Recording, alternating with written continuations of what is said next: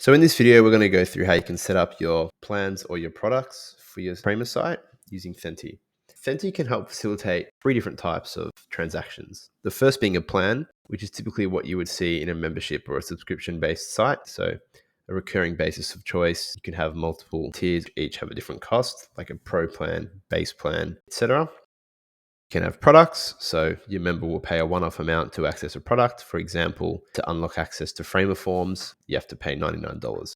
And then there's also free products, which is simply just almost like the allocation of a tag to a certain user. So what you're looking at now is the application setup page and specifically the plans and products tab. You can see there's already a pre-configured base plan, which if you expand it, $15, it occurs on a monthly interval, and it's the default plan. So what the default plan means is that a user on registration is redirected straight to a checkout where they have to pay for this default plan.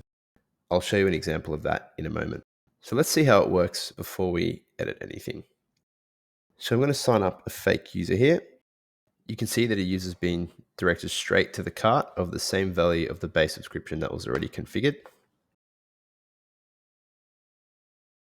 And test, subscribe.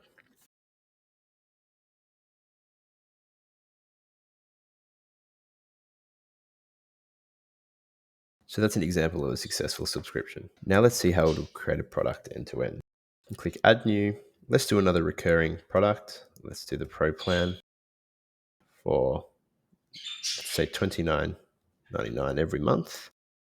And let's leave this blank, but essentially what this field does is it overrides a default success path for the scenario where you want to have a different flow for each plan. So let's go ahead and click save. In Stripe, you should be able to see your new product straight away. And what we can do is we can copy this product ID for use in the Authentication component of choice.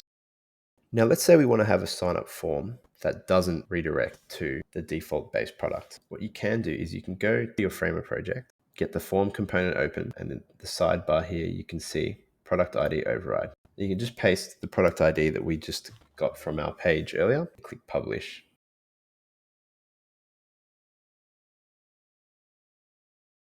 Now let's see what happens when we sign in.